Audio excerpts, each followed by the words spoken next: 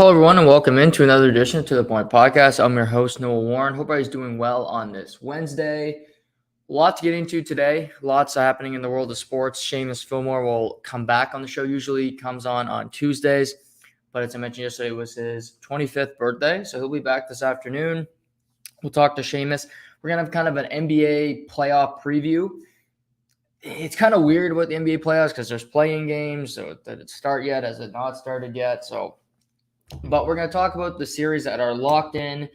There's some really interesting matchups. I'm looking forward to breaking them down with Shay. We'll go through different matchups to watch. We're even going to do an NBA Finals draft. So what we're going to do is, my thought was, starting the playoffs, you have your thoughts of who's going to be in the NBA Finals. But we're going to have a player draft. Each of us is going to get 3 guys, and you can pick whoever. If you think the Dallas Mavericks could go on a run, you can pick Luka Doncic. If you like the Milwaukee Bucks. So me and Shay are both going to have 3 players, NBA Finals MVP draft. Finals MVP draft. We're going to do that later in the show. Looking forward to that. And again, you can pick anyone. Anyone that's in the playoffs. You can pick Trae Young. If you think Atlanta could go. Again, it's all up in the air. It's whoever you want to pick. I was going to start with hockey today. But something just comes across my screen that irritates me, and I'll have to talk about it. So, Major League Baseball is about a week into their season. I've been enjoying baseball so far. Maybe it was the nostalgia of not having it for a long time. But normally I'm a guy that doesn't watch baseball night in, night out as much, but I have been. So there hasn't been, since the season started, there hasn't been a day that I haven't watched at least some baseball. So maybe I'm getting hooked on that too. Maybe it's not such a good thing. So I'm watching Tigers Red Sox this afternoon. I kind of have a soft spot for the Tigers and Mariners, as you know, if you listen to the podcast. The Tigers are getting beat up pretty good, but I'm also tracking the Dodgers game. So I throw that on MLB TV because the Dodgers, Clayton Kershaw, his first start of the season, and he's dealing 13 strikeouts, 7 innings. He's throwing a perfect game. And so I get to the 8th inning. I'm like, well, this is compelling. Dodgers Twins, a blowout game. Normally, that's not that compelling because who cares about Dodgers Twins?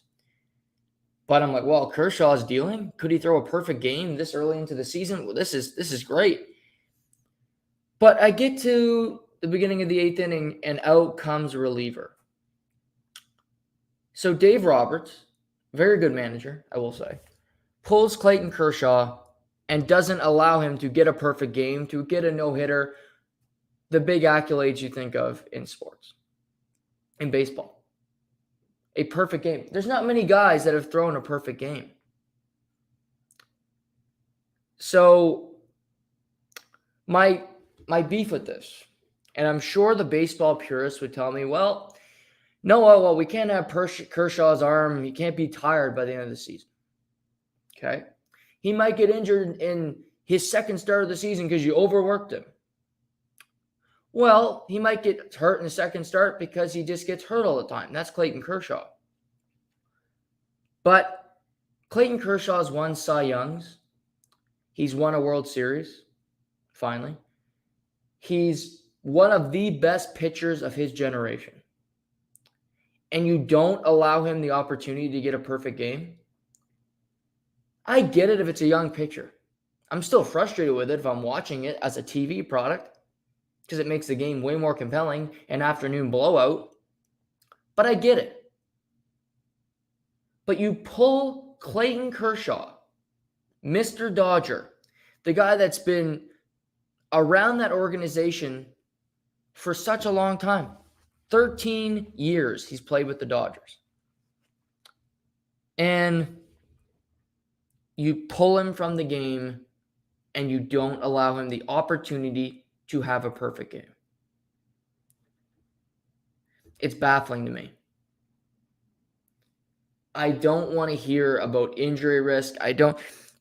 Back in the day,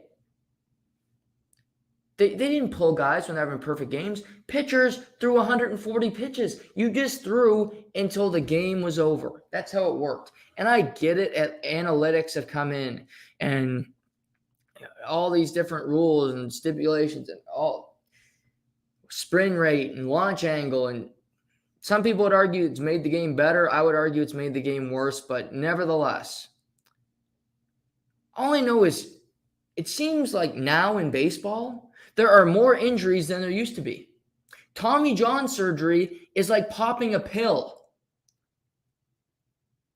It's like you have a heart problem, so you take a pill to rectify it. That's like Tommy John. It happens every other day now.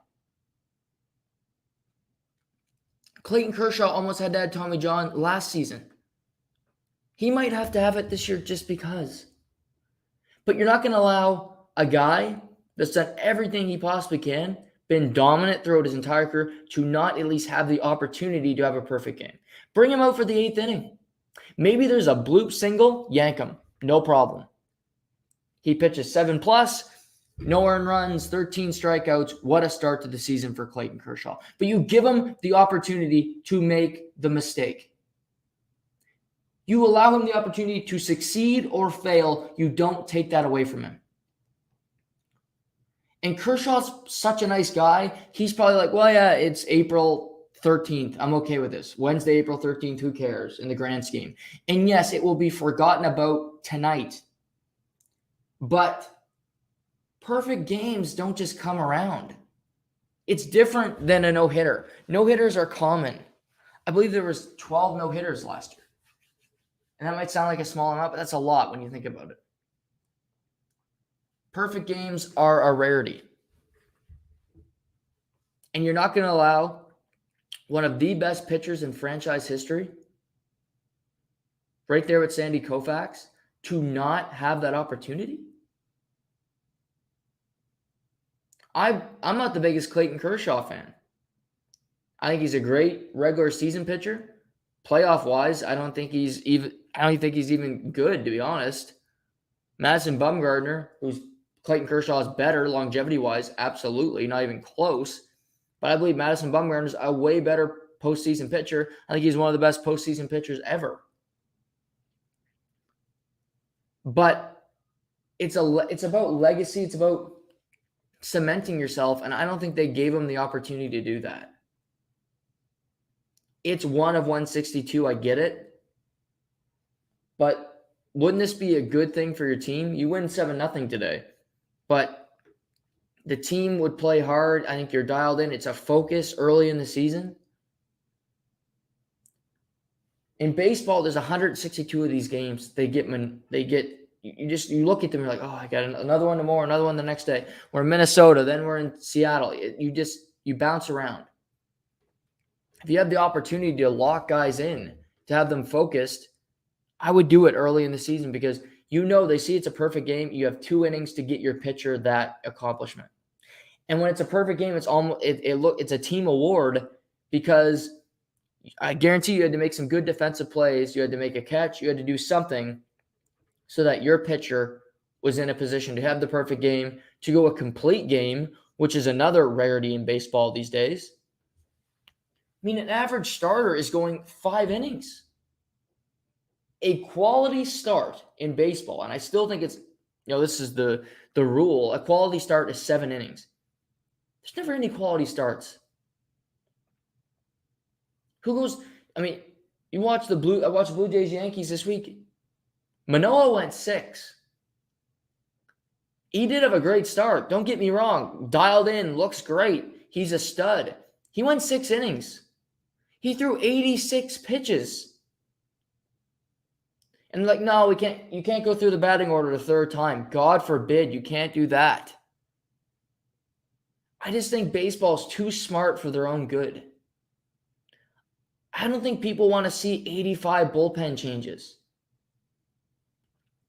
I don't think people want to see a starting pitcher pulled when you have the opportunity for a perfect game. I don't think that sits well with a fan base. I don't think that sits well with the clubhouse. Because in the moment, just think about life. You want something and it's taken from you. You don't think about, oh, well, this is going to help me in the long run. You're pissed off. It could be a chocolate bar. Like, I'm going to eat it. Your mom yanks it away when you're a little kid. You're not thinking about diabetes. You're not thinking about obesity in the years to come. You're thinking, what the hell are you doing? I'm hungry. Give me the chocolate bar. It's the same thing. You're not thinking about the playoffs or long-term injury. Playoffs, you're thinking, okay, I could throw a perfect game. I could give a shit what day it is. I have the opportunity to do something very few people have. Yes, I'm a Hall of Famer. My career is set in stone, but it's another trophy on the mantle. Perfect game.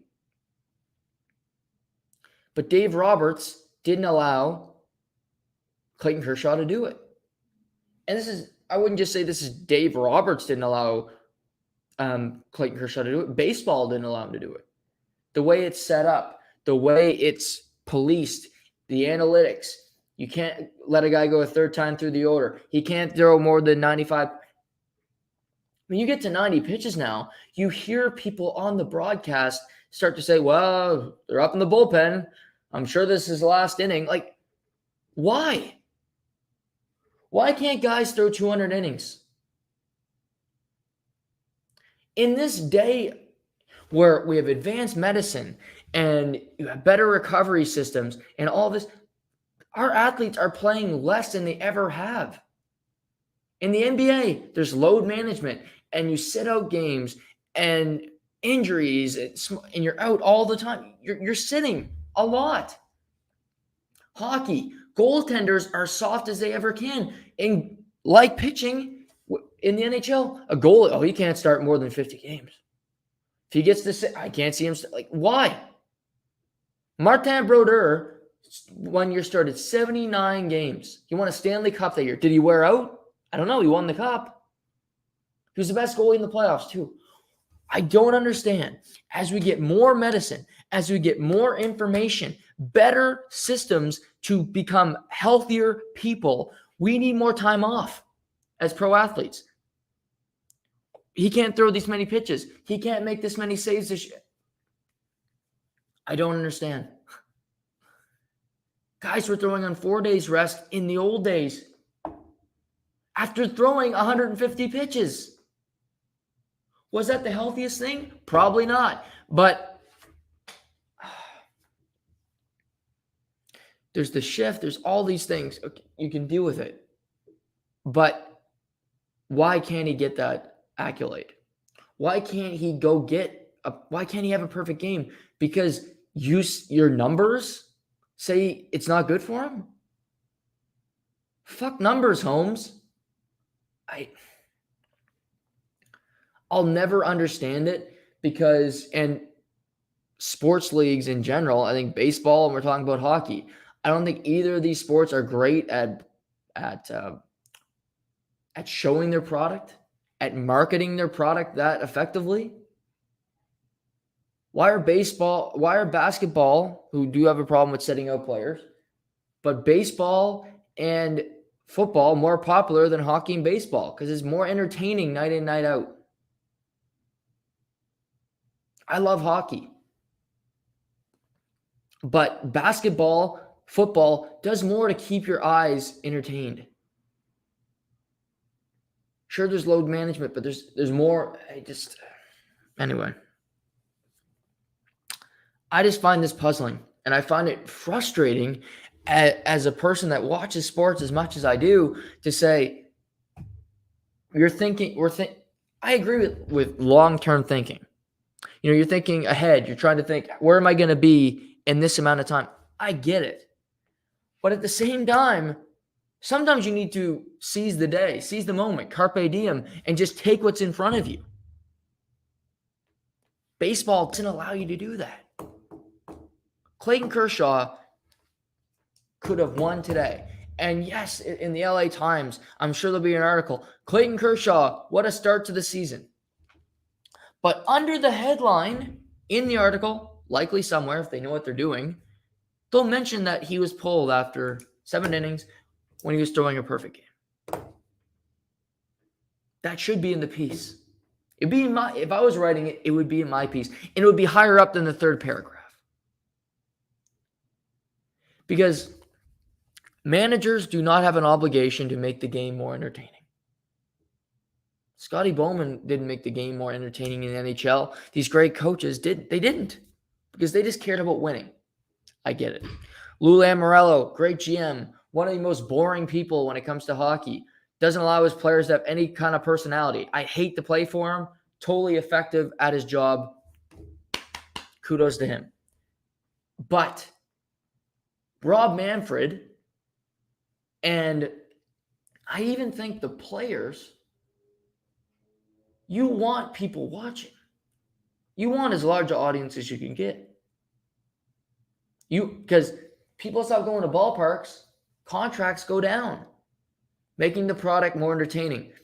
You're telling me in Minnesota today, in Target Field, when it's a 7-0 ball game, that people aren't going to be leaving early when the home team is down 7-0?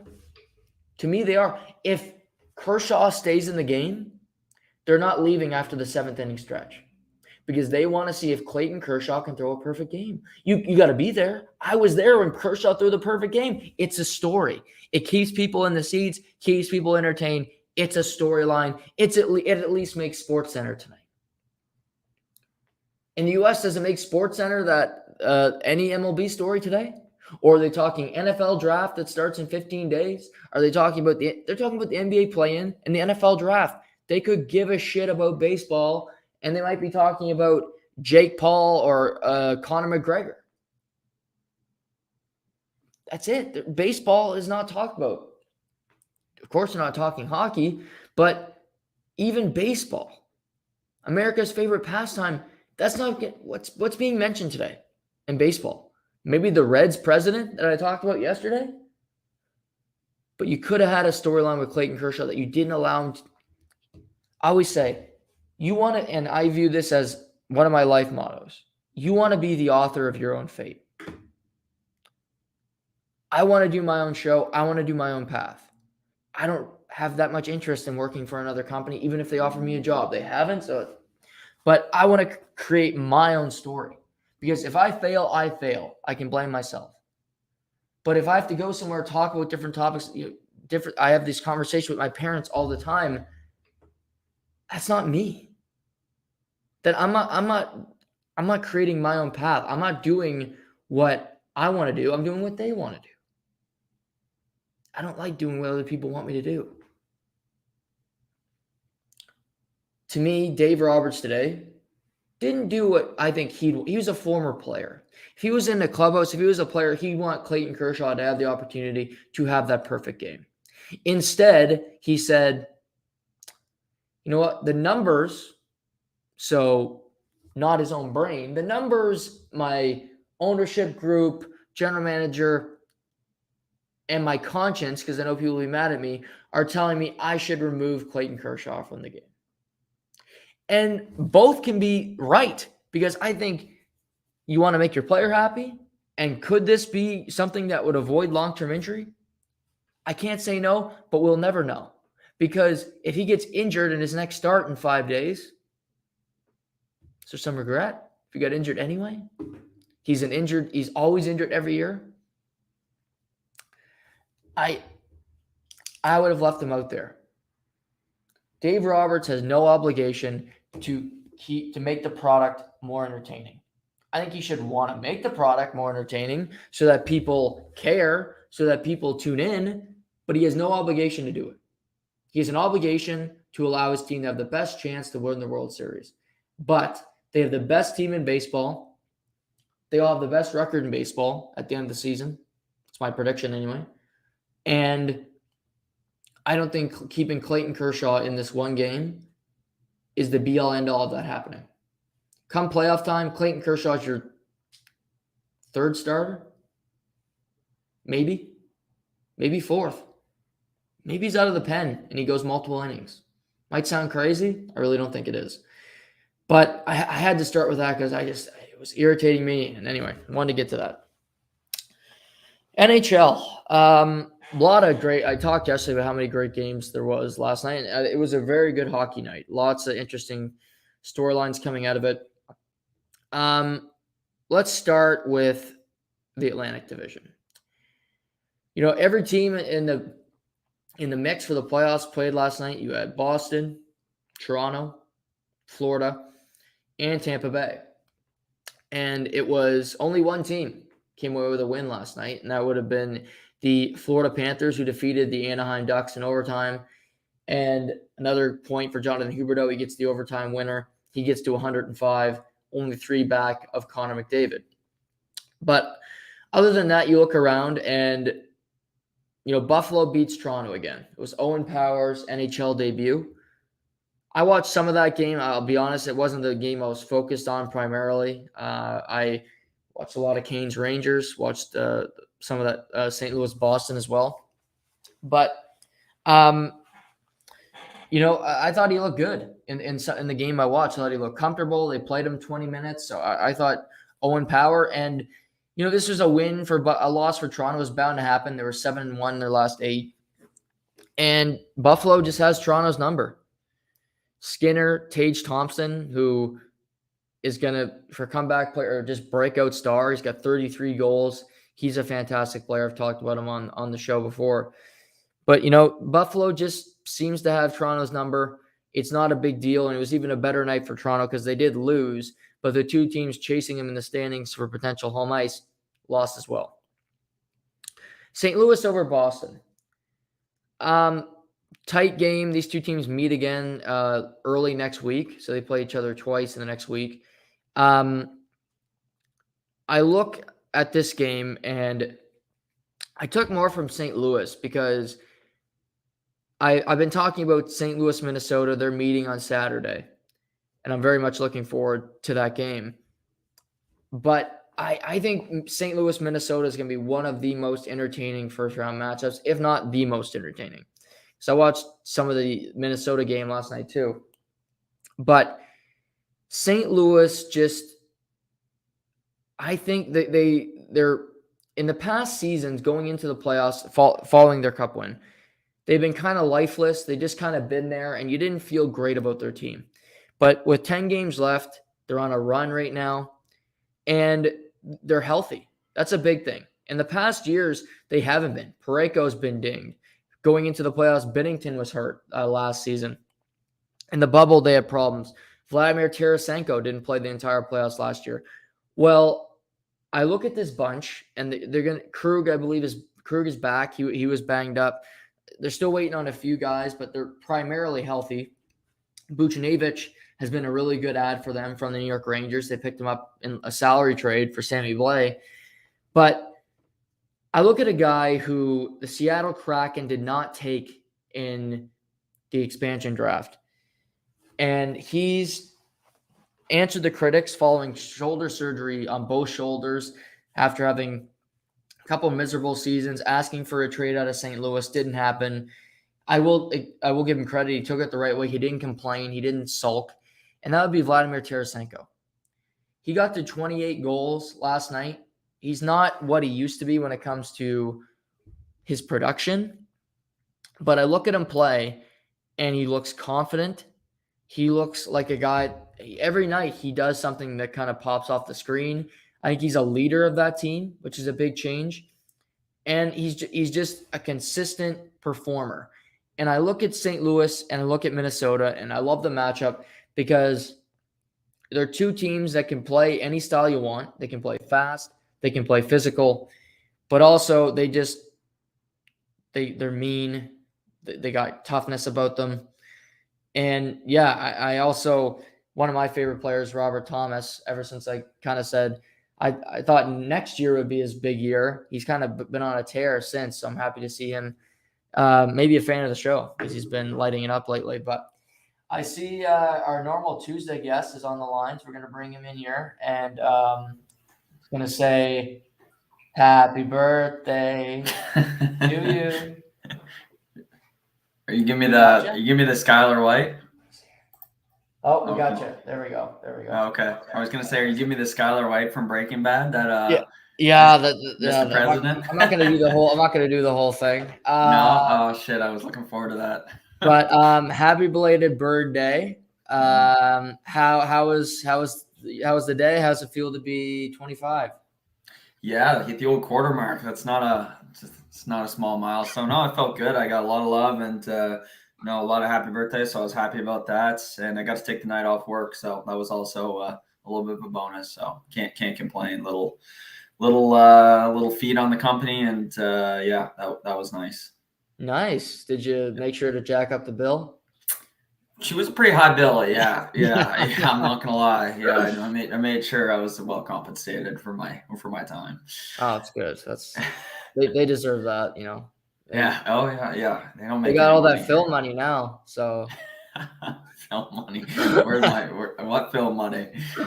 well, they dropped them, so they don't get a Oh, the sponsor. film money. Yeah, Yeah, the yeah. I Phil mean, it's got to be Mickelson. allocated somewhere. Yeah. Yeah, might as well go to you and somebody else. I mean, I'd Yeah, rather I'm see it go to next. you.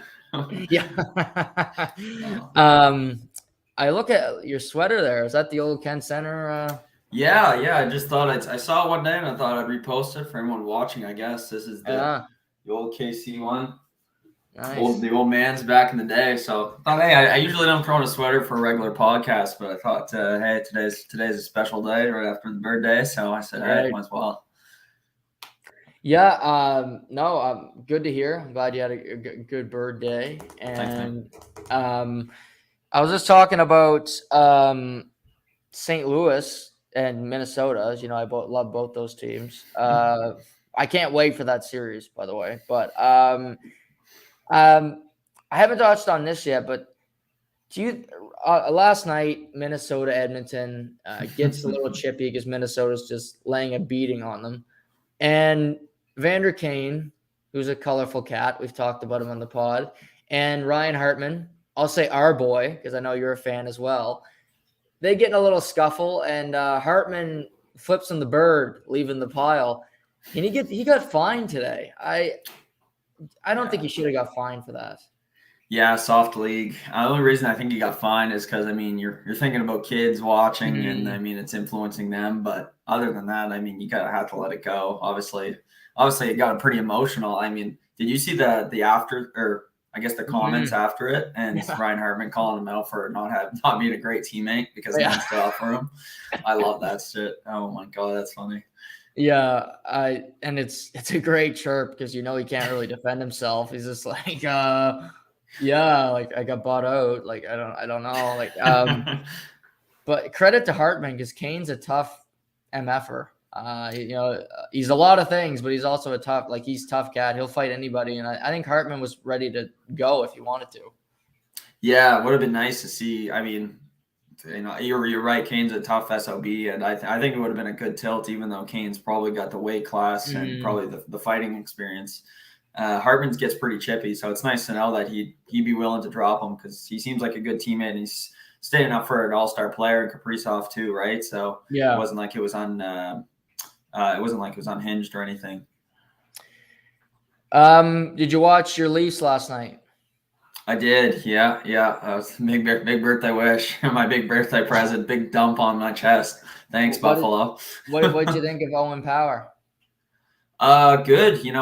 I was surprised because he logged in 20 minutes and it didn't feel like he logged in 20 minutes. There's time where I'm like he played that much. Like I didn't even realize, but in the same sense, I thought he didn't do anything dumb. He didn't make any dumb mistakes. He looked kind of like just a normal D-man out there. And everyone's going to talk about the play he made where he was on the 2-on-1 with Giordano and Matthews. Like they must have showed that like 13 times last night. But it was a good play. He was in position. He had his stick in the right spot, and ultimately he stopped a number 60th for all day on 34. Yeah. It was kind of a good play, but it's also like Giordano's not shooting that puck. Yeah, you knew it was coming. Yeah,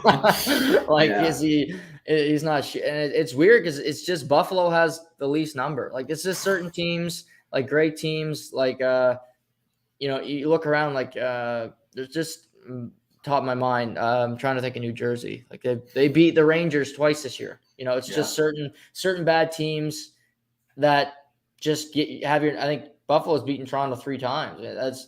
It's weird, but again, it happens. I don't think it's a bigger deal than just an off night, and also Shalgren was in net as well.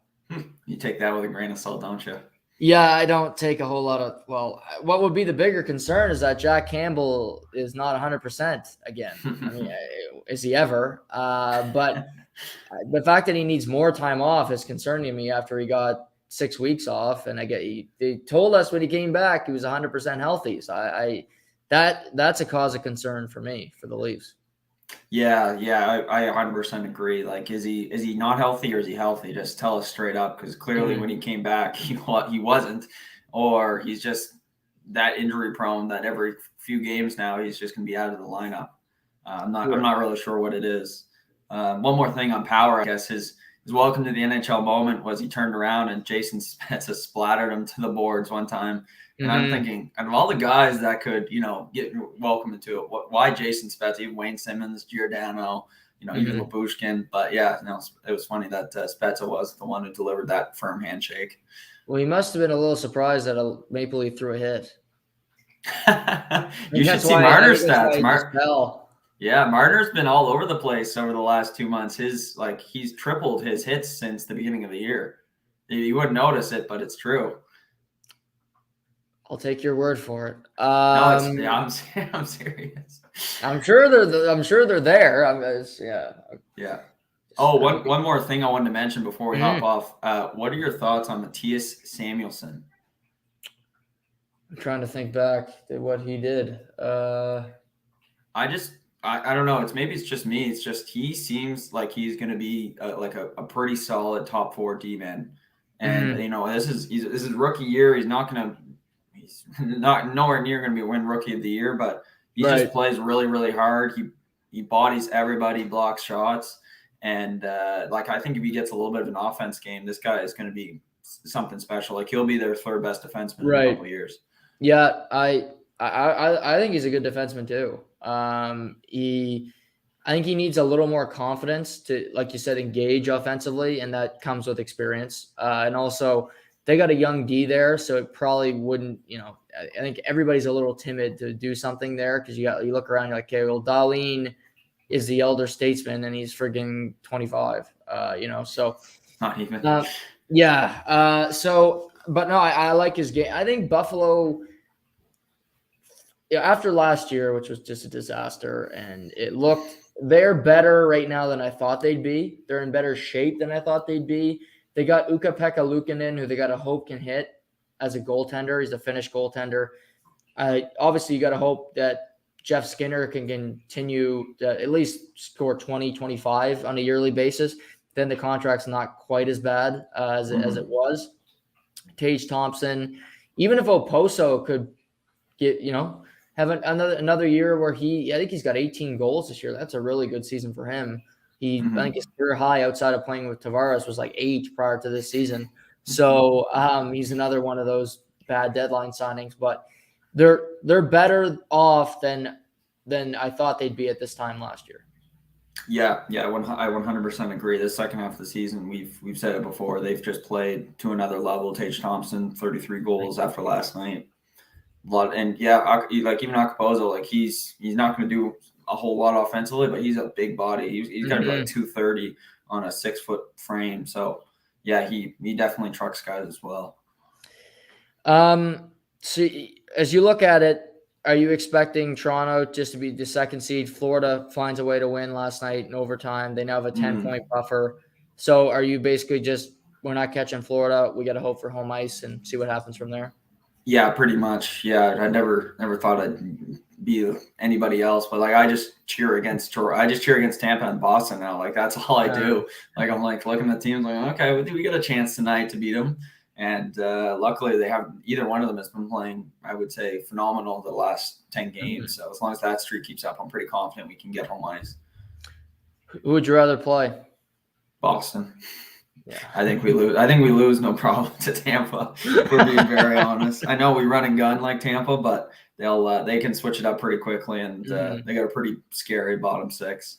Yeah, and their defense would scare me. And their goalie's pretty good too. So I would pick Boston as well. I think they'll beat Boston, but that we'll wait and see there. I'm not saying anything. Okay. Let's go to basketball.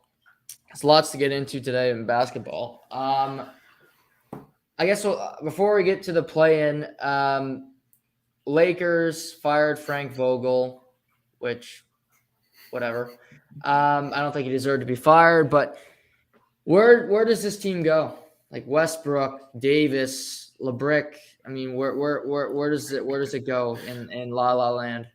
LeBrick is LeBron, I'm assuming. Yes. Walker's favorite player. Yeah. Walker's favorite player. No, I think you've had a pretty good take last time we spoke on Saturday, which that was a great podcast as well. Mm-hmm. Maybe it's time to like just trade LeBron. If he's got years left on his deal, why not trade him and ship Westbrook too at the same time? Like you're gonna rebuild. There's no way you're gonna take the pieces of this team and put it back together. Like that's just not happening. Great, you won in 2020. That was a great run. You had a great team then, the Mickey Mouse ring, whatever you want to call it. Mm-hmm. But truly, you just got to think about the future of your franchise here. And yeah, I think you still get a ton of for LeBron. Let's be honest. So why not see what the options are at least? Yeah, and I don't know if anybody's going to take Westbrook because that's what I mean. You got to ship him with them. He's owed He's owed $47 million next year. Oh, Jesus.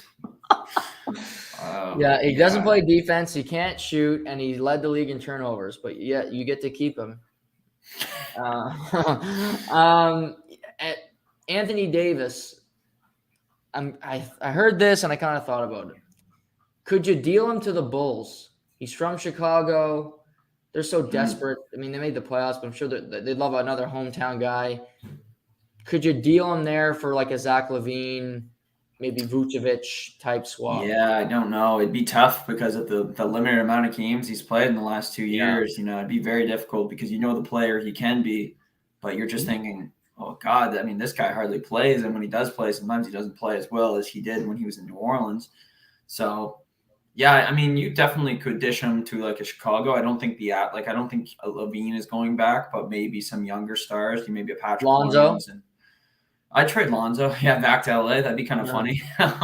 But yeah, I know, like even like a Colby White, somebody with some value. But I don't think DeRozan, Vucevic, or LaVine could be taken off that roster. Yeah. So do you think they're not going to wait with him and that they'll end up dishing him? I trade him. But I'd make it clear with LeBron, like we're not trading the 2027 first because that's their next first round pick that they have. We're not trading that pick. Like you're going to be 38. Yes, you're still a very good player, but we're in hell right now. We got nothing. And we're not like Cleveland didn't sell their pick that year that LeBron left. They wouldn't trade it that next year's first because they knew he was leaving. They're like, no. Maybe if LeBron will sign on for 2 years, which he can sign a 1-year extension this summer, maybe they do. But I don't see why he'd leave LA, but also what's he playing for if the team is going to stink, for the next couple of years? What is he just waiting around for Bronny and he's just going to be in the league and trying to make the play-in, which he couldn't even do this year? I mean, I don't see LeBron being on board for that. Yeah, no, I don't think he'd want that either. I think he wants to play on a competitive team for the next couple of years, even if he's, God forbid, he's had to take a back seat, but his ego is never going to take a back seat to anybody. So I just can't see it. Like I don't know. It's going to be difficult. Like I've seen different scenarios and that, people throw up different trades all the time. People keep saying Buddy Hield will go to, from Indiana, but yeah, like no one's taken Westbrook, like you said, and I think you got to take getting rid of AD with a grain of salt because you're not going to get the return you would if this was 2020. Right. Yeah, if this is following the bubble, you get the world for him, but I don't think you get much right now. Who do you think has the longest playoff drought in sports right now? It's not the Leafs. Nope. It's active. Cleveland Guardians. Nope. It's basketball. For a championship? No, just make the playoffs. Oh, just playoffs. Sorry. Oh, I didn't hear you. I think you meant for ship. Geez, just making the playoffs. It would be Sacramento, probably, right? Sacramento Kings. Yeah. I This year, can't remember the last time they did. 16th straight year they didn't make the playoffs. Mike Bibby was their starting point guard the last time they made Oh the no playoffs.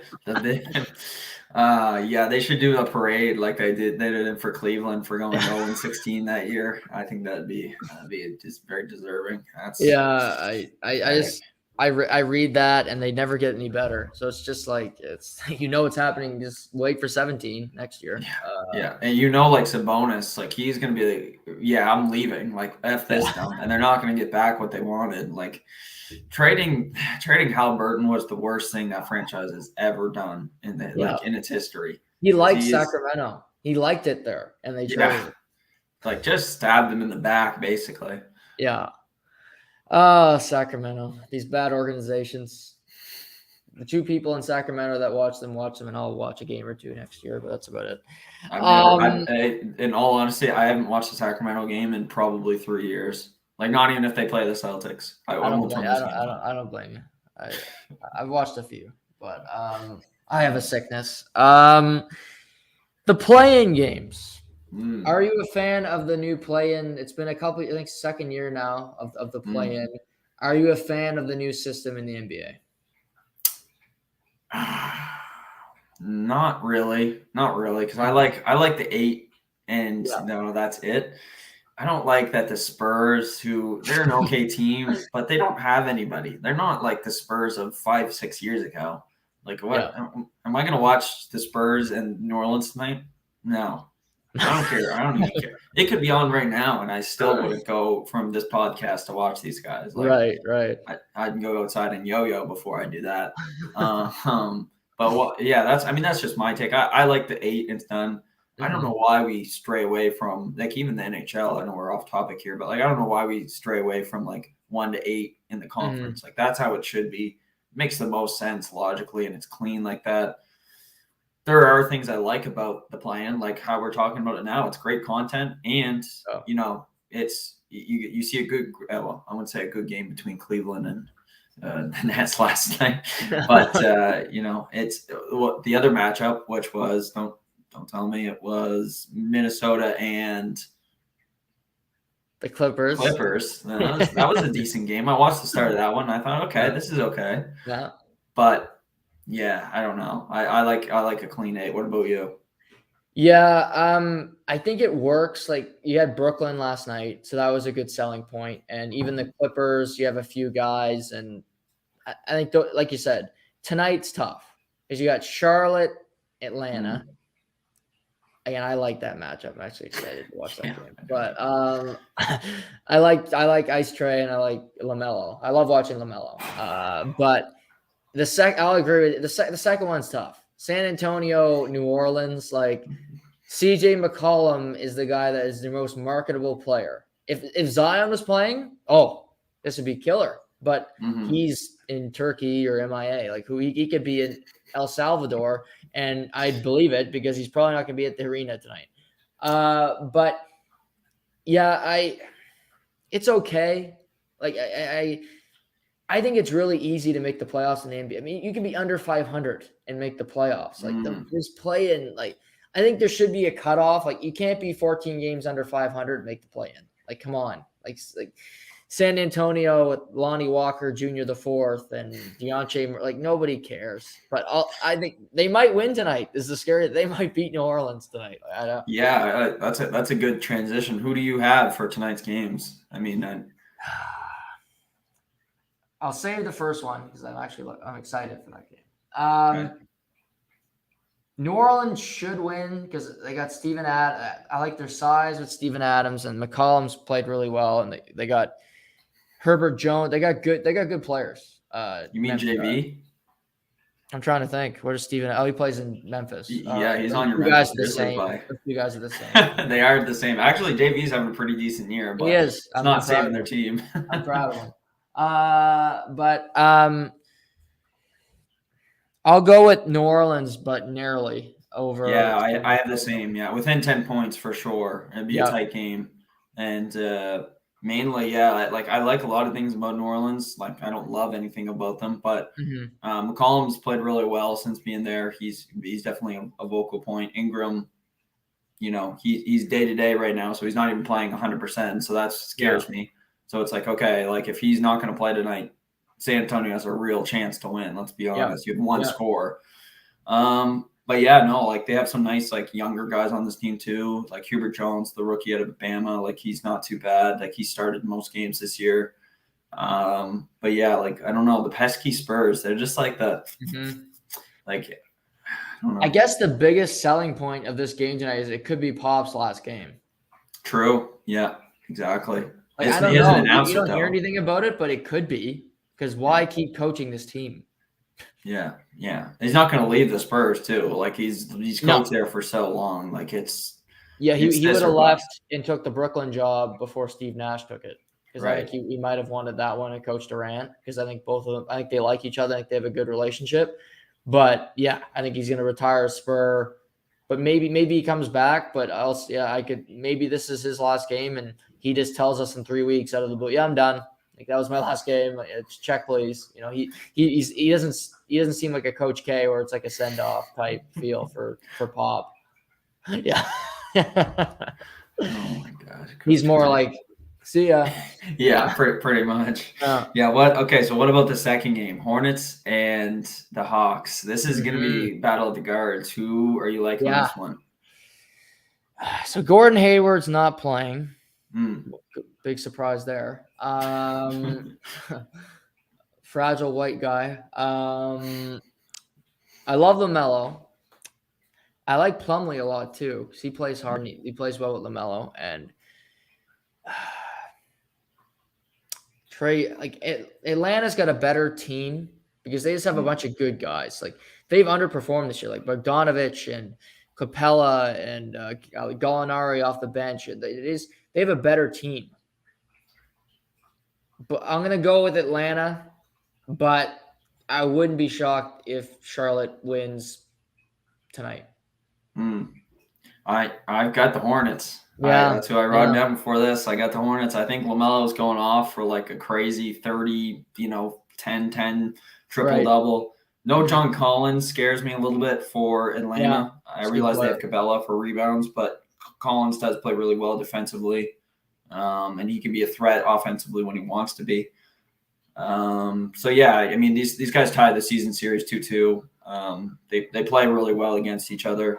I think it'll be an exciting game, like you said. Like if anyone's tuning into one of these two games, it's going to be this one because you have two of the most marketable guys in the Eastern Conference, in Trae Young and one LaMelo Ball. Yeah, I mean LaMelo he's so fun to watch, and Trae Young's fun because there's times you watch him and you're like, okay, it's such a good play, and then he takes a logo three and you're like, what the hell are you doing? Because it's just nowhere even close, and you're like, that's such a waste of a possession. Is he a star yet? I think if he's not, I don't know if he'll ever be. Yeah. That's the thing. If he's not, then I don't think he can ever. Like one thing about Trae Young, and it's great, he puts up great numbers. He's not all that great defensively. He's almost a liability. Oh, he's terrible. Yeah. So like, it's you can't really be like a star or even superstar. There's only a few of them in the league. If you're not going to be able to defend at least to a competent level, you know what I mean? Because how tall are you? I'm like 5'10". Really? You thought it was shorter? No, I thought you were taller because I feel like I'm 5'10". Maybe not. Yeah. Jeez. I was gonna say, Trae Young's listed as 6'1". He's not 6'1". No. He might be. He's your height. If you're 5'10", he's 5'8". Yeah, his bushy little hair might get him up to 5. Yeah, maybe. It's not gonna be there for long. I can see it. Yeah, proceeding. Yeah, but he owns New York. But we haven't seen they went on that magical run last year. But yeah, I want to see more from him, and I think whoever wins tonight beats the Cavs. Wow. Okay, I love it. Okay, it's set selling right now. Is that game?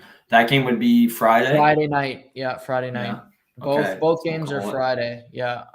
And then the real playoffs start Saturday afternoon. Gotcha. No, it's gonna be a great weekend of sports. Yeah. That's oof. But no, yeah, I mean, I agree with that. I think if Charlotte wins, I mean, Cleveland's just been on a downward spiral for a while now. I do think without Jared Allen that and I totally agree with you too. If Atlanta wins, which I think it'll be a pretty tight game as well. Mm-hmm. Yeah, if they win, then I think Cleveland's packing bags, which sucks because I hyped them up all year, but now I'm like, I know. I like them too because Darius Garland, he played fantastic last night, and technically it wasn't his first playoff game, but the hell you want to call it, he played extremely well, and nobody else really showed up. Unfortunately, it was just But looking forward to the rest of the postseason, we got Miami will play either Cleveland, Atlanta. We'll move past that. Start with the East. Boston, Brooklyn, with the Nets winning last night. Your level of concern with your Celtics getting the Brooklyn Nets in the first round? Oof. Throw a keg. Throw the keg at me, buddy. Really? The keg? Really? Yeah. No, I mean, it is concerning. I don't think it's going to be as bad as it was last year in that matchup, but I got Nets in 7. It's hard. I'm not trying Nets to be in 7. Nets in 7. Yeah. Wow. Yeah. I don't. It's not that I don't have any faith. I just know these, KD and Kyrie just historically just plays better against Boston, no matter what it is. And then they were rumblings last night. They're like, "Oh, Simmons, he might get over his issues." I'm like, "Oh yeah, we'll see about that." Soreness. Yeah. But yeah, no. Without Robert Williams, I think it's gonna be super tough. Just down below. Drummond's playing really well. Really well. Yeah. I mean, I think he started for most of the games, right? Mm-hmm. Even that young guy, what's it, Claxton? Maybe Claxton. He played well last night too. If he plays like that over the series, he'll be a threat if he comes off the bench or if he starts. To be honest, right. And did you hear what Bruce Brown said last night after the game? No, what did he say? He said, "Well, we feel good about the matchup. We feel really good that Time Lord, aka Robert Williams, is out because." We get to go against Daniel Tice every night. We can basically rip him up in the pick and roll, and he can't guard Drummond or anybody on switches. So basically, he just shredded Daniel Tice and the center position for the Boston Celtics.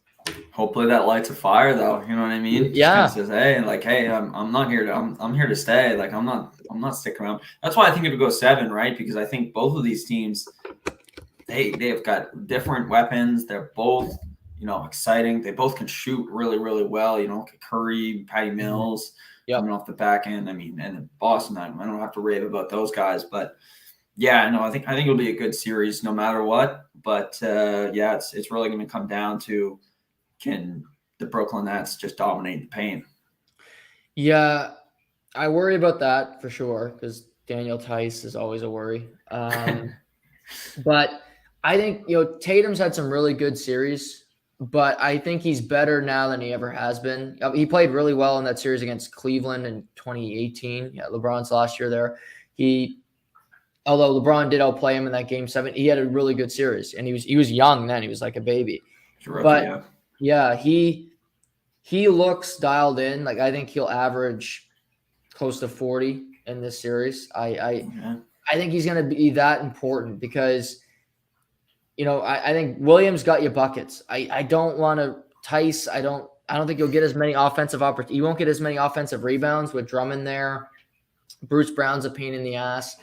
But the one thing for Boston is, okay, you might not have Time Lord, which will hurt in the paint, but Brooklyn plays no defense. No defense. And I watched last night. They got 2 guys. Like it's Kyrie and it's Kevin Durant, and Seth Curry had no points last night. He was brick. I think he's hurt too, which doesn't help. But Dragic, do I trust him over? He plays better in the postseason. I'll give him that. But I got your Celtics. I got them in. Wow, more faith than I do. 6. Okay. Okay. Yeah. I mean, And it's also just another prediction, Robert Williams will play in this series. okay. What do you think? Like game 5, game 6, maybe? I'm thinking game 4, he'll be there. He'll show Okay. up in Brooklyn, just, yeah, coming I out. think it depends on how the series goes. Like Right. if If they they're get on a desperate 3-1 lead measures, or something, yeah. yeah. Like if they're on desperate measures and they're like, okay, we need something or we're gonna lose this, then Mhm. I think they pull out the okay, we'll pull them in early card. If Right. not, they might just say, hey, we'll leave him and we'll test his luck in the second round. If the Celtics lose to Brooklyn, was it a failed season for the Celtics? Hmm. Was it a I failure? think so. I think Yeah. 2 back-to-back first rounds and being out, Yeah. that to me that's a failure. And you have the same team. I mean, it's not like you Right. made big adjustments. You know you did what you did at the deadline. You picked up guys you've already had before, so it's not like a whole new roster like we've seen Al Horford play. We've seen Daniel Tyson this jersey, So yeah, I think at that point you call it a failure and you say, okay, what we have to go back and probably dish one of our bigger pieces out in order to get depth. Yeah, I just don't think they should trade Brown and Tatum anymore because we saw how well they can play together. So I think they're gonna win the series. I don't think it's gonna matter, but yeah. Bucks Bulls. Mm. How quickly do the Bucks win this series? I don't have it with me, but I wish I had my broom because this can be a sweep. Yeah. Oh my god, I just have no faith. Like the Bulls can't match up against any good team. Like Mhm. they're scrambled eggs. Like you know what I mean? They sizzle. So yeah, no, like it won't. It'd be a cakewalk. I don't even think Giannis will break a sweat. Honestly. Yeah, I got the Bucks sweeping as well. I just if the Bulls won a game, it would be a bigger surprise to me. Yeah. I just don't see where they get an advantage. I think Giannis is the best player in the league, and yeah, I just think Milwaukee's dialed in, and I think they're probably tired of hearing people say, "Well, you ducked Brooklyn, you were scared of them," and they're probably like, "Okay, well, we didn't have to play them. We'll beat the Celtics. We'll beat Brooklyn in the second round like we did last year if we have to. Whoever it is, Mm. we'll beat them."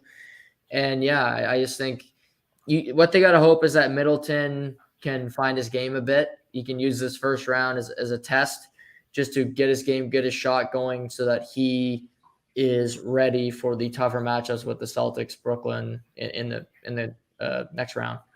Yeah. Um, I wish Boston would have tanked at least one game. yeah, Like that's all it took, right? They have the same record. They just need to that's it. tank once. That's it. You get the Bulls. It's like you didn't want the Raptors and you didn't want Brooklyn. You Yeah. want the Bulls.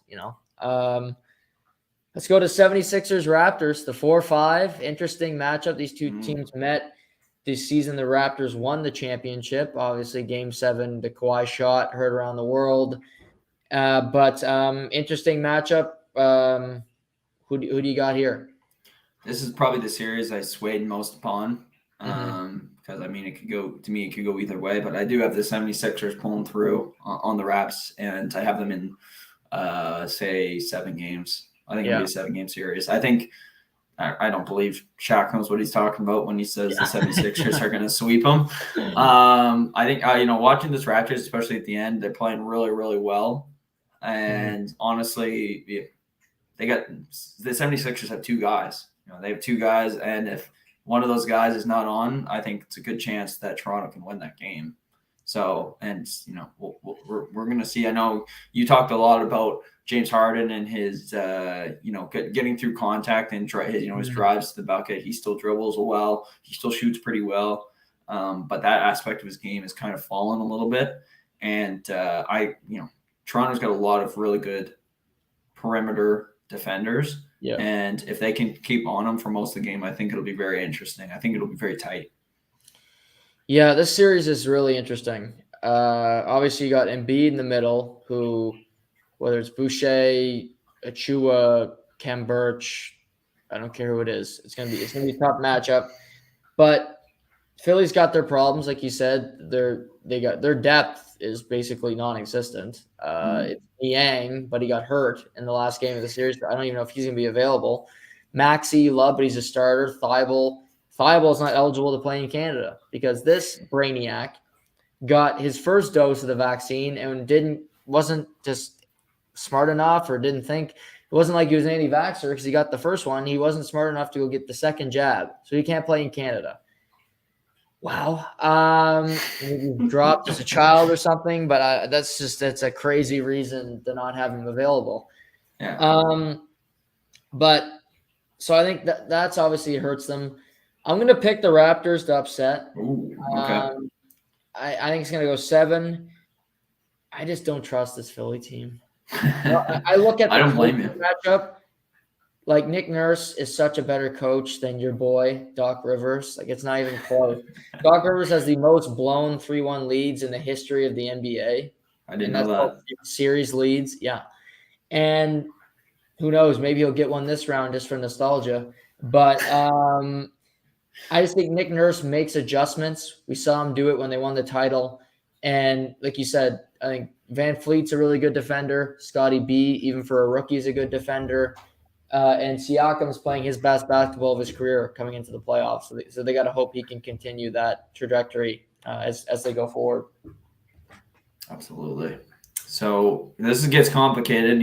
Heat's obviously there, no doubt. I'm guessing you have Atlanta over Cleveland. So does that mean you have Heat and Hawks in the 1-8? Heat Hawks. Yeah, Heat Hawks. Yeah. Who do you like there? I don't think that's a great. If I'm Miami, I'd want Cleveland. The 3 teams remaining, because I think they beat them pretty. I do think they'll beat Atlanta, but Atlanta gets in. You never know. If Miami, Atlanta, I got Miami in 6. Okay. I have the Hornets, like I said earlier. I'm not gonna go back on that, but I have my second broom of the night. I think the Heat sweep the Hornets in 4 games. They just. Yeah, when it comes to benches, I mean, there's a long list of guys coming off that Miami bench that do a lot of great things besides even scoring. Right. And generally, this is a very young Hornets roster compared to a very veteran, Heat team with a lot of playoff experience. So, yeah, I have these guys, basically take them to the max. Yeah, I could. They're a good team. Out west. 2-7 matchup, Memphis, Minnesota, after the Timberwolves beat the Clippers last night in a good game, like as you mentioned, contentious game with Pat Bev getting some revenge against his old teammates. Memphis has been a great story all year. Taylor Jenkins might be the coach of the year. Monty Williams is right there as well. But who do you like here, Memphis, Minnesota? I have your Grizzlies in 7 games. In a 7-game series. Nice. Yeah. And why I think it's going to be extended is because I look down the middle and Steven Adams, who we mentioned before, he's a good center. He does a lot of good things, but he's not super mobile. Nope. And Cat loves to spray threes. He's probably, like he self-proclaimed, he's the best three-point shooter. Best 3-point shooting big man in the league. I think he'll be out there a lot, and I think he's going to be able to eat him up. Yeah, and it really just comes down to how well D'Angelo Russell is going to play. If he shows up, if not, it's kind of a mystery most nights with him. But yeah, I think it'll be very interesting. But yeah, like I said, I think Grizzlies, no matter what, come on top. Yeah, the Grizzlies are just so deep with Bane and Clark and Dylan Brooks and Jaren Jackson Jr., who might win Defensive Player of the Year. That's great. They just got so many options. I love this series though. You said that last week too. You wanted this series to happen. I want this series. You mentioned Cat. He played god awful last night, but I hope he can turn it around. But who I love watching Shea, and I really don't know his player comp. It's Anthony Edwards. He is so good. Oh my! He might be LeBron-esque because he's not as big, but he just goes downhill and he's so strong, but he's got great leaping ability. I think seeing Anthony Edwards and Ja get to play in the same series is a real treat, and I'm looking forward to seeing the 2 of the young stars of the NBA get to play each other. Hopefully, I hope you're right. I hope it is 7 times because I'm all for it. Yeah, absolutely. My only thing I don't love is that it's out west, so I don't get those games as early. But try and take them like you do. Memphis, they might keep that somewhat Reasonable. earlier because it's not like LA time zone. Yeah. I So wonder what they. I'm gonna check what they play. I think Weekend, they might play an afternoon game this weekend. I think they might play Saturday. It might be in the afternoon. Yeah, it is 4:30 on Saturday. Oh, sexy. You won't watch that game. We'll see. Really? I'm not gonna say no. I mean, the Celtics only play the day after, so it's not like I have no reason not to. It's better than with Leafs Senators. Oh my God. Never mind. I'm switching to that one. Wild Blues and the NBA that afternoon. That's a pretty damn good afternoon. You know what you're doing Saturday is what you're saying. Yes, you do. I got Memphis in 6, but I think it'll be a good series as well. Golden State, Denver. Ooh. I like a lot of the series out west. I find I think it's gonna be a really good playoffs. I'm really looking forward to it. But Golden State, Denver, 2 teams that have been kind of banged up all year. Golden State might get some reinforcements back. Steph is not a guarantee to play yet, but we expect him to. Jokic is there, obviously, but I guess Porter Jr. will not play. So who knows with him? He's always hurt. But who do you like here? Golden State, Denver. Yeah, I have the Nuggets. I just think Jokic goes to town. I have them in 5 games too. So I have no faith in this Warrior team. I just have no faith. With Curry, if Curry's out, I just think it's a cakewalk. To be honest, like you said it, Jokic is he could win his 2nd MVP in a row, and he played really, really well. He got his team to a 2nd round last year, and I think even without Murray and Porter Jr., I think he still can do it this year again. Yeah, no Wiseman hurts Golden State a lot because they got Kevon Looney, who I like. Well, he is a good player, but against Jokic, I mean that's like chicken feed. He just doesn't have the size, and Jokic is just so skilled, and they really don't have anybody off their bench that brings any size. I mean, they kind of play Iguodala at the 5 occasionally. I didn't know he's still in the league. The guy's 37 years old. Like he can't do it anymore. But I'm gonna go Golden State in 7. But wow, okay. I think Curry's gonna play. That's why I'm saying that. And but if Jokic can get Denver to a 2nd round with this team again, that is an incredible run. And they get Memphis, which Memphis has had an incredible year, but that's the better matchup. Save Phoenix to the end because I know you don't trust them. I do. And we'll make our pick later, but I got a mollywop coming. Save Phoenix until the last series. Like being in the 6th spot is better than being 4 or 5 right now, in my opinion, if you're a team in the Western Conference. Yeah, no, I agree with that. That's true. So 4-5, Dallas, Utah. Luka gets hurt last game of the season, which bad luck for Dallas. Utah has just been kind of there all year. Who do you got winning this series? I actually didn't even know that Luka was hurt fully. Is he expected to miss? He's got a calf strain. Oh, so he probably won't play at all. Well, it's still up in the air. But they play an early game they play at 2:00 on Saturday, so it's a quick. Yeah. It kind of changes some things. I originally had the Mavs in 6. I hurt Luka. I'm taking the Jazz in 7. Mm-hmm.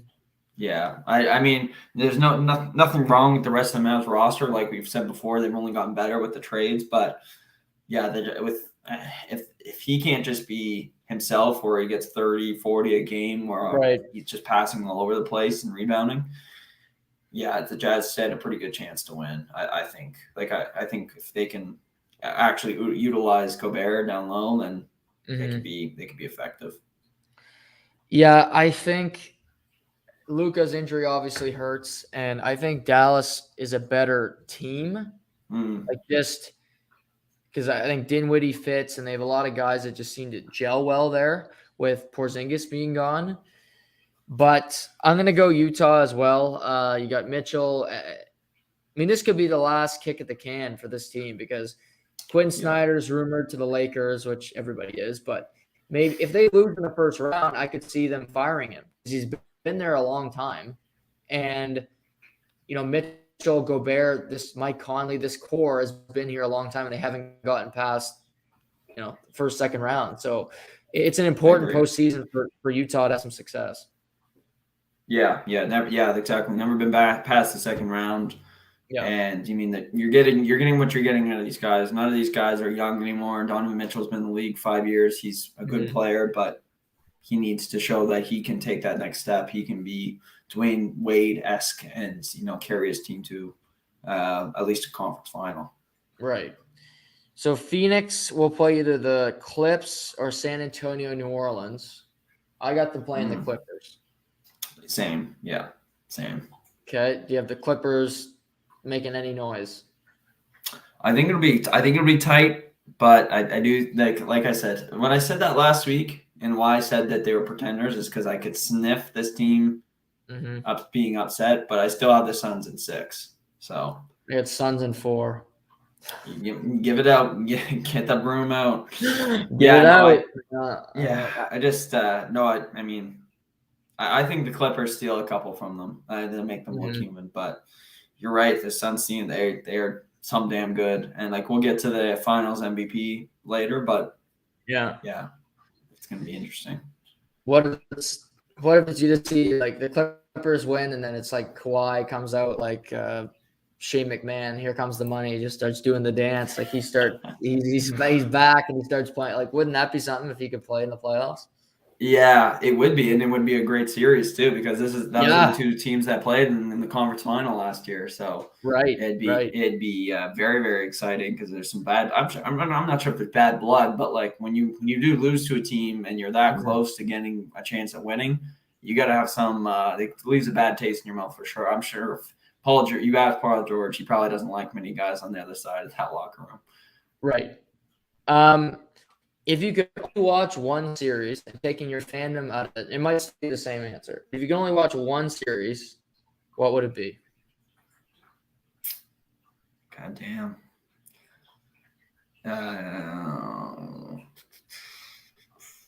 I think I'm still Celtics Nets, and that's being unbiased. I just think it'll be the bad blood with Kyrie. Kevin Durant's obviously a player. I could watch him play basketball for the next 30 years. And yeah, it'll just be entertaining on both sides, and seeing how the Celtics answer to losing Robert Williams and how they're going to compensate for that is something it's been keeping me up at night, to be honest, Juggy. Yeah, that would probably be my answer too, or I'll pick Memphis, Minnesota. Of course, got my name written all over it. Yeah, well, I had 4:30 on Saturday. I'll be watching that game. I'll tell you that. You can book it. You want to give me a call? That's what I'll be doing. I'll be sitting there. Probably watch Dallas, Utah first, 2:00. Love that schedule. Love it. It's gonna have to find the time to fit everything in. That's gonna be the biggest exactly. Yeah, so let's kind of go. Let's do this. I mentioned off the top we're going to do this, a finals MVP draft where playoffs start Saturday, but we got to think of who we think's going to be in the finals. Maybe you want to take a long shot on somebody. And yeah, we'll each have 3 picks, and you can pick anybody. So you can pick Luka Doncic, John Morant. It's just am I going first? And I'm going to get you're going first. Yeah. Okay. I'm gonna take on. I gotta take Giannis. He's it's looking at me in the face like it's the guy you gotta take. Yeah, that's what I was gonna take. So, I think that's the obvious pick because I think the Bucks are a heavy favorite to get back. They got a great team, and I just don't see anybody not getting it if they get to the finals. Like I can't see Chris Middleton getting a Finals MVP award. I just can't. Grayson Allen. Maybe if he injures Devin Booker or something. They'll give it Yeah. One of those cheap shots he pulls at Duke. Oh my God, Yeah, that guy. he's That's a been greasy crazy. little bastard. Him. Well, they got rid of him. They got Grayson Allen for DiVincenzo. Yeah, I forgot. I totally forgot about that. Now. He's in Sacramento. Who do you got for your pick? I'm gonna take Devin Booker. Oh, Book. Okay. Yeah, I mean, that's yeah. He needs. Go ahead. Yeah, I just think he's a bucket, and I could see him scoring a lot of points in the finals. I think obviously there's the other guy that could get the pull from the heartstrings, but which you might just take with your next pick. But I'm gonna take Devin Booker because he's a young kid and he might have the Kobe effect where he could just have a big series and he has a Mamba mentality type to him in the playoffs. Fair. No, absolutely fair. Yeah, he could too. God, I'm gonna cross this guy off my list because he's not healthy. I'm gonna take. I think I don't know. It's hard to pick this guy because he plays, but I'm gonna take Kevin Durant. Kevin Durant, that guy. Yeah, yeah. I'm gonna take KD. If they go on a huge run, I mean, he's gonna be hammer Kyrie. Like it's got to be KD. Like he's gonna win it. He's gonna win another one, in my opinion. And he'll get his third, and maybe he'll shush up all the haters saying that he had to go to Golden State to win anything. Right. Would it be something if Kyrie won it after this? That's why I'm looking at his name. I'm like, it's intriguing, but like, right. I don't know. We'll pick 4 each. This is too fun. We're gonna pick 4. Okay. I like this. It's fun. Who do you got for 2? I'm picking CP3. Okay. I like the Suns, as you know, and he's there. I'm gonna double down on the team. I like the Bucks a lot too, but Giannis is not available, and there's nobody else that I really want to take from the Bucks, like I just mentioned. Right. So I'll take CP3 because if he gets to another finals and he wins it, if he plays well, I think a lot of voters will give it to him, just kind of like a lifetime achievement award. Yeah, like you said, he's one of the best point guards. If not, he's one of the best point guards, and he's certainly one of the best guards to not win one. So yeah, it'd be on the resume. This guy I'm going to take because I think his team will go deep this year, and he's probably the best player on the team. I'm going to take Jimmy Butler. Jimmy Butler. Wow. Yeah. So I don't know about the Heat. Obviously, they have their issues. Jimmy can be a little bit of a snap show, but if they pull it all together, they're dangerous. And I could see them. I could see them upsetting the Nets or the Bucks if it really come down to it. Right. Yeah. Or Boston. Yeah, or my Celtics. Yeah. I have more faith in your team than you do, which is funny because that never happens. But yeah, he'd be a good story. Again, the Heat have so many guys that could win it. Like if they got there, because I don't know if there's one guy that you look at and you're like, he's going to dominate the series for them. Maybe Bam, but again, like they score in bunches. It's not usually one guy like just dominates, but Jimmy Butler could be like a Iguodala where he D's up a Devin Booker or he D's up, an important Suns player if they met in the finals, and he could win it there. I'm gonna take John Morant. Oh, okay. I mean that's a good pick. I trust in my Suns, but I think Memphis is the second best team in the West, and I think that'll be the conference final matchup. So I'm just kind of banking on one of those teams getting there. So I'm going to go with John Morant, and he's one of the most entertaining people to watch in all pro sports right now. Yeah, absolutely. He's already a legend. This is tough. I went all East on mine, and I need to mix it up. West. Yeah, I think I need to mix it up. This guy, I don't think they'll go far, but if they do, and they somehow win, obviously it's because of him. I'm going to take one Nikolai the Joker Jokic. That's not who I thought you were going to take, because I thought you were going to take the guy I was going to take. Okay. Which I'll reveal in a minute. But yeah, I mean, like we just said, there are routes for Denver to get to a conference final, and then you never know. Golden State, you got them winning. I think it'll be a tight series. I had Golden State in 7, so that's no gimme. And then you have Memphis. They don't have a whole lot of playoff experience. Maybe Jokic goes legend, and they find a way out of that one. But yeah, I mean, Jokic, he might win back-to-back MVPs. He's one of the best players in basketball. It's tough not to pick him. You went all East. I went all West for the first 3 picks. My last pick, I'm going to the Eastern Conference. And I'm going to take Jason Tatum. Okay. Sad when he's not even on my list of guys. That's just bad. I'm going to put his name down. You're a cynic about your team, and I think they're better than you think. I look at Brooklyn, and I don't think they're that scary. They have 2 guys. I think the Celtics have a better overall team. Marcus Smart might win Defensive Player of the Year. He'd get my vote. He you're welcome. I don't know how to respond to that, but he's playing. I think Tatum, Smart, and Brown have figured out how to play together. They've been doing it for a long period of time. And one thing I love about the Celtics, they play defense, and Brooklyn plays none. So I think Tatum can give you 35 a game if you average throughout the playoffs. In the finals, he's going to have those big moments, and I just think he's talked about. I listened to a podcast, and this Chris Mannix, who works for Sports Illustrated, and he covers the Celtics games, he was interviewing Joel Embiid, and he was Tatum was talking to Mannix, and he told him to tell Embiid, enjoy the MVP this year because it's the only one you're going to get. Basically implying he was going to win next year. So hope he does. I think he's got that killer mentality, and I think the Celtics will go on a decent run here and give Brooklyn a scare. Give the Bucks a scare in the second round.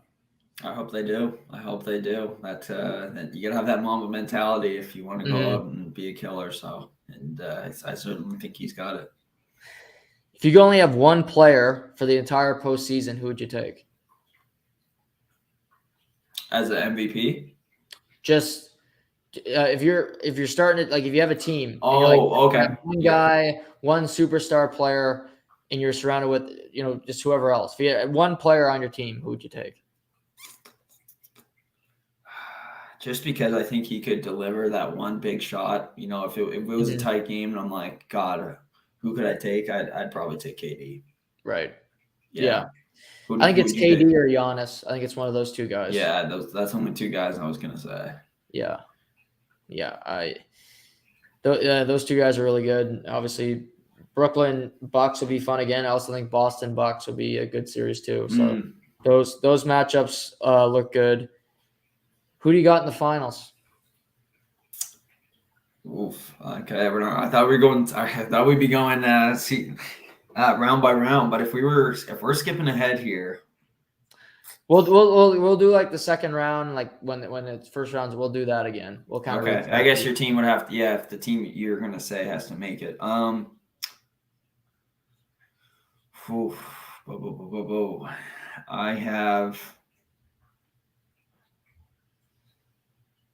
have the Grizzlies. Wow. And I have the Nets making it to the finals. Wow. Interesting. Yeah. Okay. I know you think I'm wrong with the defense and the lack of, I guess, with maybe KD just goes a whole other level, which would be fun because that would be something fun to watch. Memphis going to no complaints there. Getting him to watch more. I'm gonna go repeat of last year. Bucks. Okay. Yeah, meat and potatoes, but I just think they're the 2 best teams. I think they're the 2 best teams, and I just think that both teams have a whole lot of depth. I think they can throw a lot of guys at you, and they both got easier paths. I think Phoenix, in particular, their first round, I think it's gonna be pretty easy. Then they got Dallas or Utah. I like that better than playing Memphis or Golden State potentially, or even Denver. Mm-hmm. And the Bucks obviously top. I mean, the Bulls, I think they'll sweep them as we both predicted. And then you got Boston or Brooklyn. I think that's gonna be a long series for those teams. I think it's gonna be a grueling one. And then, they destroyed the Heat last year. They just Wasn't even close. Yeah. put them behind the barn and shot them, but like an old dog. But I could see that. What team's under the most pressure to be successful? Well, I think we talked about them earlier. Memphis definitely, or no, sorry, not Memphis. The Jazz for sure. Because if the Jazz don't, I mean, it's like you've had the same team for like 3-4 years. Like, why can't you get it done? I think there's also a lot of pressure on the Nets and the 76ers because they made those trades. And it's like, okay, well, we made those trades. Do we make our team worse by doing that? Especially with Simmons not playing. I mean, that's going to look ridiculous if they lose. If they lose to the Celtics in the first round, that's got to be like, why did we do that? But I don't know. There's a lot of teams that are under the scope. There's a lot of teams that aren't. Memphis making the playoffs, and now whatever they do, that's just it's like house money. Yeah.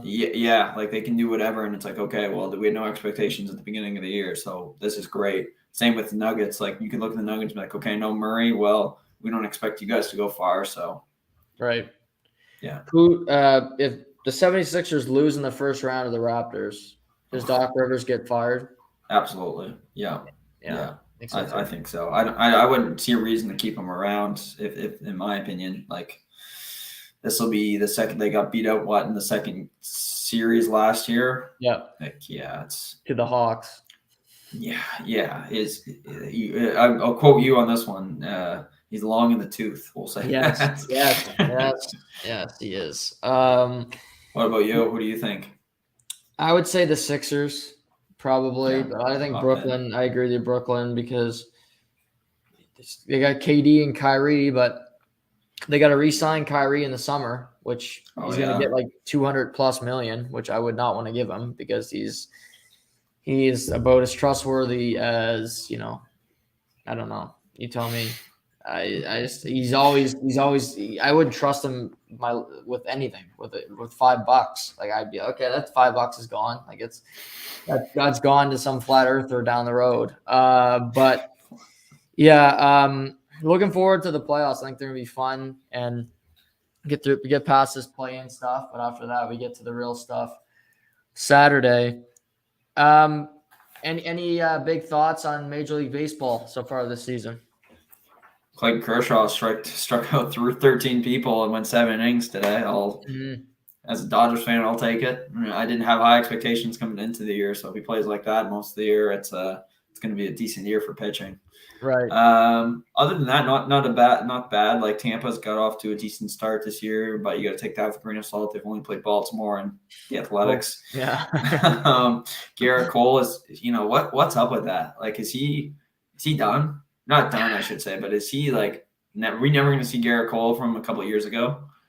I'm starting to think that, because he hasn't been able to figure out how to pitch without sunscreen or whatever he was putting pine tar on his hands, because he hasn't been able to find the strike zone. He doesn't throw as hard, and he's getting rocked like that press conference he did where they asked him if he used sticky stuff, and he basically said yes, but he's like, well, like he just didn't give you an answer. I think he's pitching tonight for the Yanks against Barrios and the Jays, so he needs a good game. He needs to start like that. You can trust him. And another thing, pitchers, like now a quality start seems to be 4 2/3, 5 innings. Like it's crazy. Like you get to 85 pitches and they're like, call it a bullpen. Like I hate that one aspect about baseball and how it's gone and how you get to 80 pitches and it's like, oh, he's last time through the order or last inning up. Like why? Like you should be able to throw 100+ pitches if you're able to. I agree. I don't know why it's so dry out and reserving guys and relying on your relievers. Like, I think it's hurting some of these teams more than it is helping for sure. Yeah, because your bullpen gets jacked up, and then by the end of the year, you have no arms because you're tired. Yeah. Yeah. What do you What got about in the you? door the rest of the week for you? Not ton, man. Like just grind through. Obviously, going away in a couple weekends, so it's gonna get my work done. Right. A lot of good sports though, like you said. I think I'll be glued into the game one of Nets and Boston playing on Sunday afternoon, which will be unbelievable. Um, but yeah, other than that, maybe catch up on some tube a little bit here and there. Try to watch my Leafs beat the Ottawa Senators on Saturday. I'm just kidding. I probably won't watch that game. But yeah, no, not a ton. My hot take for the day, Yeah, Joey. that's right. I wanted to hear it. Yes. Yeah. First of all, did you see Freddie Anderson doing the little DQD last night? Yeah. Look It's good. entertaining. Yeah. Yeah. I Enjoyed thought it. that was cool. I did. You rarely get to see. Yeah, I mean, you never get to see a goalie just come be in the play. So Mhm. that was entertaining. And then my second thing, because we did a whole series, a whole 5 seasons on them, it was announced pretty recently that Bryan Cranston and Aaron Paul are going to be making appearances on the last season of Better Call Saul. How do you feel about that? I Do you think it's think? fit. I think it's fitting. I didn't Okay. know that. Wow, I didn't think they would. Mm, Um, I think it's fitting because the show is before Breaking Bad. So Saul Goodman becoming Saul Goodman, you need those two to enter, I think. okay. So I'm okay with it because it's the natural progression. You're going from how do you get from point A to point B, and that's where it obviously goes. I'm actually excited that they're going to be in the show. Yeah, it's a good picture on Twitter. They just kind of tweeted the two of them in the car, and they just said that we're back, and yeah, Wow. basically, and on their official page too. So, I mean, unless they're giving their fans the ultimate song, but I don't think they'd Yeah. do that. No. No, I mean, it's for me. I've watched the first season of Better Call Saul. I didn't keep up with it after that, so it's a good motivation for me to finish the series. And yeah, I feel both ways. Like I'm excited that they're gonna be back on the screen, but at the same time, I'm like, God, I hope they don't like tamper with it, or like I hope it doesn't Mhm. come out flat. But knowing them, I think it should be good. Yeah, well, I think Better Call Saul starts next week, and it's 13 episode final season. Can't wait. I've actually been watching a bit of it on Netflix because I watched the fifth season, but it was like a year ago, and then obviously Mm, Bob Odenkirk almost died on set. He had a heart attack, mm. so he had to go through all of that, and they eventually got it filmed. So I'm very much looking forward to it. And I saw this other show that I haven't watched yet, but I've heard things about it. Have you seen Severance? Set with Adam Scott. Yeah, with Adam Scott. I think Ben Stiller directed it. No, I haven't, but I've seen I've seen the ads for it, but Yeah, I can't imagine it. What is it? I've heard it's good. It's kind of I think it's about kind of life slash work balance, and I've only heard good things. That's on Apple TV, so I might try to give it a watch or watch an episode. But Mm. that's what I've been that's what's been the stir, as the kids say lately, Yeah. about Sure. Severance Yeah, for and people who don't know Adam Euphoria. Scott, I guess. Yeah, Adam Scott he's from Parks and Recs mostly. That's what I know him from watching that show. But he's also Derek from Yeah, Step Step Brothers. Brothers. Yeah. So he's a good actor. He just doesn't get many like big time roles, I find. Hmm. But yeah, no, that'll be good. What about you? What's on the agenda other than what? So yeah, it's Severance is 97% on Rotten Tomatoes. Uh, Oh, okay, there you go. so Um, yeah, on my agenda, yeah, I guess I just learned on Monday, which I did not know this, that it was Easter this week. So no work on Friday, so that's news. Happy Easter to everybody out there. But yeah, I'll just be watching sports and afternoon baseball on Friday, day off. Love that. Diamondbacks, Mets. Be tuning into oh that. my Twins, Red Sox. I'll be watching. I'll be watching a couple of pitches of those games. But No, watch some sports. Like I said, a lot of NBA playoffs. Some good NHL games. Minnesota, St. Louis. I'm looking forward Yeah, to that that'll be a one good game. Saturday in prime time. And then just try to fit everything in on the screen. And there's a UFC fight night this weekend. Lot of sports. Yeah. I love it. I love it. Also, one last question before we go here. Are Mhm. you coming for Sports Makes Moolah's job? I'm not going to say, we don't have to talk the actual cash money, No, but you did win we a. can. I haven't talked about it this week, but Okay. So Sunday Masters watching, and I was like, well, I want to kind of make a bet because it's the Masters, and I had a little bit of an itch. And I said, I don't want to do like Scotty Scheffler gonna win because that was just boring, and I'd make like what $5.